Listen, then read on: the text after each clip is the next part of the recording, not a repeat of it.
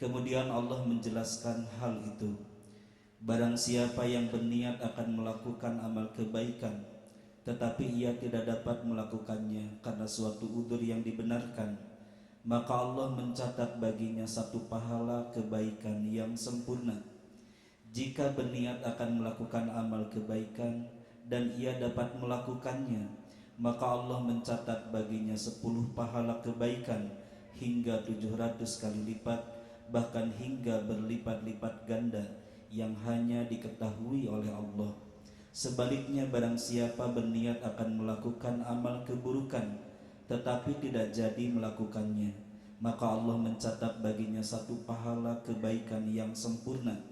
Akan tetapi jika ia berniat melakukan keburukan lalu ia melakukannya, maka Allah mencatat baginya satu perbuatan dosa. Hadis riwayat Imam Bukhari. Begitu murahnya Allah ya. Niat baik saja udah catat. Dilakukan bisa 10 kali lipat, bisa 700 kali lipat, bisa unlimited. Seperti pahala saum kan hanya Allah sendiri yang tahu. Saumnya segitu-gitunya ya. Nahan lapar, tapi pahalanya luar biasa. Mau tahajud, niat, tahu-tahu bangun pas adzan subuh, hati pedih, aduh gak kebagian tahajud, itu sudah dapat pahala tahajud. Beda dengan yang begini, saya niat tahajud, mudah-mudahan gak bangun. Niat tahajud di dalam hati, Allah tahu, mudah-mudahan gak bangun. Bisikan halus, Allah juga tahu. Nggak bisa pakai strategi ya. Tahu-tahu dibangunkan oleh Allah 2:30. Aduh, kebagian ya Allah. Biasa kan 3:30 tidur susah. Kucing berantem di atas. Udah kucing diusir, tikus pokoknya suka. Udah tikus pergi, ngompol lagi dia. Sudah tahajud kepaksa ya. Itu karunia Allah ya. Kan orang yang disukai Allah tuh nggak pengen taat jadi taat, pengen maksiat gagal. Itu karunia Allah tuh. Jadi kalau saudara maksiat lancar, ya Allah, kalau kau nggak setuju, halangin dong. Berarti kau setuju kan?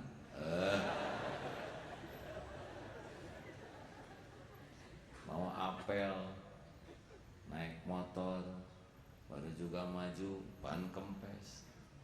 Sudah kempes, di sana jalan macet, hujan deras ya, kucumut, udah gitu kehabisan bensin. Sampai ke sana dia sudah pergi dengan yang lain. Siapa dia?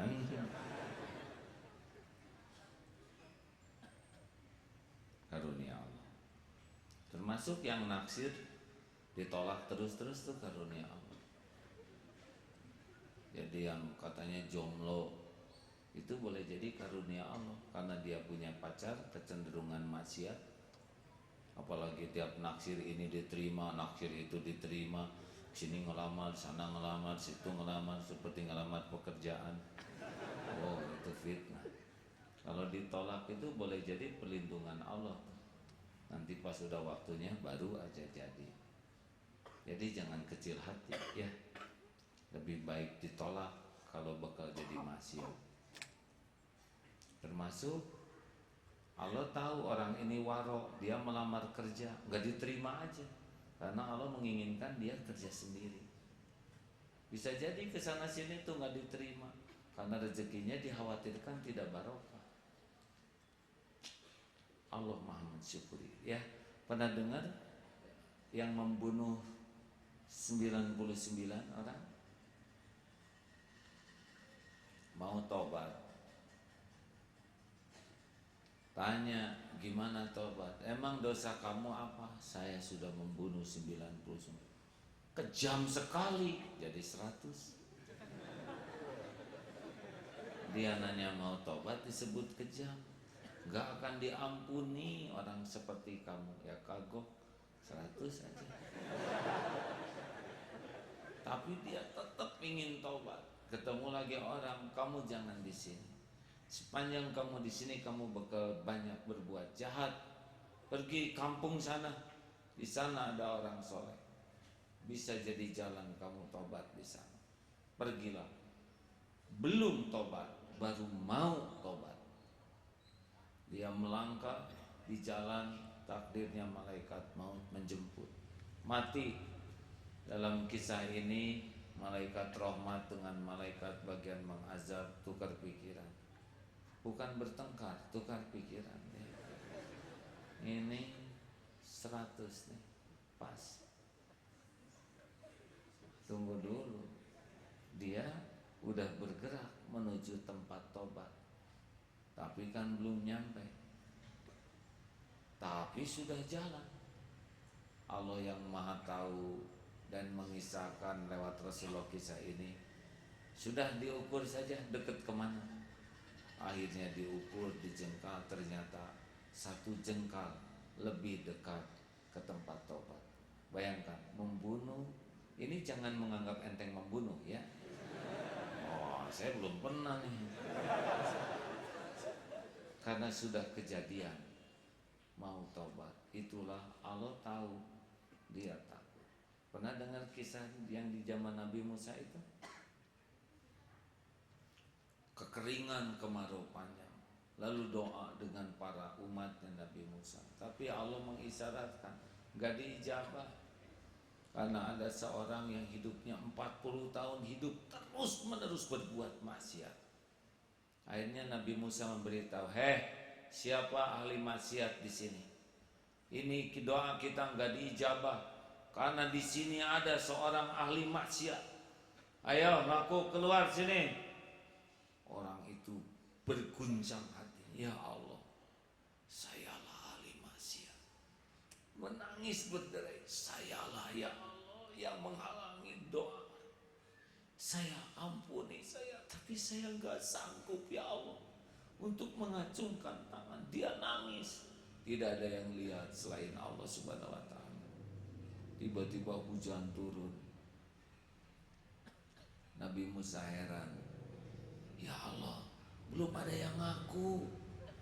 Hujan sudah turun. Sudah dia sudah mengakui dosanya. Dia sudah minta ampun. Yang mana ya Allah? Selama ini saja berbuat maksiat aku tutupi, apalagi sudah tobat. Allah Maha mensyukuri kebaikan hamba. Oh, kita gini-gini juga kan karena kebaikan Allah. Benar. Kenapa saya duduk di sini? Didengar saudara, ada kamera 2, 3, ditayangkan, didengar di radio. Ini mah bukan karena kesolehan orang ini, karena Allah yang maha tahu. Asyakur, entah kebaikan mana yang saya yang kecil, yang rada ikhlas, sehingga Allah menutupi aib saya. Saudara kan tidak tahu aib saya, masa lalu, keburukan, kejelekan, kekurangan. Ini gak ada yang tahu, tapi Allah tahu persis siapa orang ini. Dan Allah masih menutupi. Mudah-mudahan ada kebaikan-kebaikan kecil. Mungkin waktu itu nolong semut. Mut pinggir. Bahan itu yang mendatangkan kemurahan Allah. Makanya sekarang jangan menyepelekan kebaikan sekecil apapun.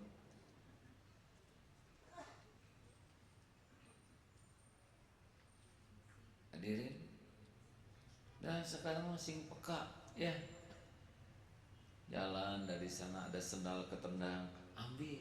Ya Allah, saksikan. Nggak usah ngomong gitu. Ambil aja kamu.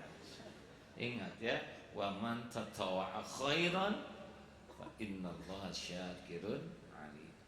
Pokoknya mah sekarang sing ikhlas sekecil apapun kebaikan. Ada yang mau mundur susah, kita langsung terus kiri, stop. Dia maju lagi, udah kita mundurin, dia maju tidak berterima kasih. Oh nggak apa-apa, ya Allah. Nggak usah nyebut, hadirin ya, biasa aja. Tidak tuh ya Allah, nggak usah nyebut gitu ya. Nah, cukup diam-diam aja ya. Di toilet lagi fokus, tiba-tiba ada kecoa lewat. Ciupluk. Ayo. Apa yang terpikir? Sendal. Diapain kan? Siapa yang nyebut dipukul? Dipukul sampai gepeng. Allah menyaksikan tidak? Dia terpeleset di depan kita, izin Allah bukan? Di lubang itu, saudara tahu siapa aja